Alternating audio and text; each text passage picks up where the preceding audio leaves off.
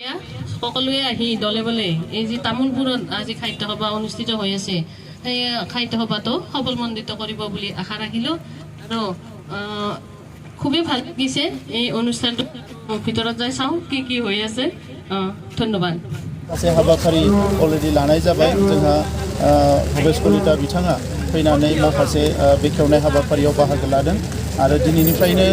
सानथामनि हाबाफारिजों गाजा गोमजायै बर' थुनलाइ आफादनि जथुम्माखौ खुंनाय जागोन अखानि थाखाय जोंनि हाबा मावनाया जथेस्थ उसुबिदा जादोंमोन नाथाय दायो 99% कमप्लिट जाबाय होननानै जों हमना लादों जि 1% दङ बेखौ जोङो दिनैनि गेजेराव कमप्लिट खालामगोन आरो दिनैनिफ्राय बर' थुनलाइ आफादनि बे बोसोरारि जथुम्मानि सानथामनि हाबाफारिया जागायबाय आङो सारा आसाम नाङै गासैबो रायजोफोरखौ बेवहाय लैहोर लैहोर फैनानै बाहागो लाफैनो थाखाय खावलायदों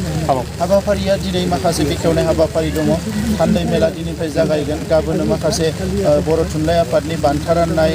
सावराय मेल गोबां हाबाफारिफोर दङ आरो कालचारेल मोनाबिलिबो दङ हारिमु मोनाबिलि बिनि उनाव समफोर अपेन सेसन जागोन जेरावनोखि भारतनि हादोरगिरि बिथाङा बाहागो लागोन दा बे गासैबो हाबाफारिखौ मोजाङैनो मोजां खुंफुंनो थाखाय जोङो बानजाय आफादनिफ्राय नाजाबाय थानाय जादों बे जथुम्माया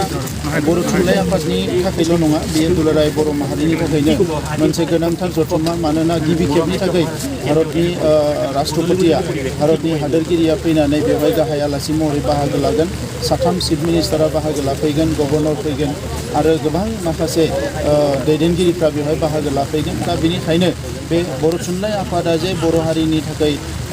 बयनिख्रुइ गोनांसिन आफाद आरो बेजों मोनसे पेरेन्ट अर्गेनाइजेसन आरो बिनि जे गोलाव समनि मोनसे जारिमिन आरो बिहोमा जोंनि फारसे माहारिनि फारसे बिथांमोना होलांबाय बर' थुनलाइ आफादनि बै समनि दैदेनगिरिफ्रा बे गासैखौबो लानानै नैबे जथुम्माखौ जोङो जाफुंसार होनो थाखाय गासैबो रायजो राजाफोरखौ आङो लैहोर लैहोर फैना बाहागो लाफैनो थाखाय खावलायदों। Thank you.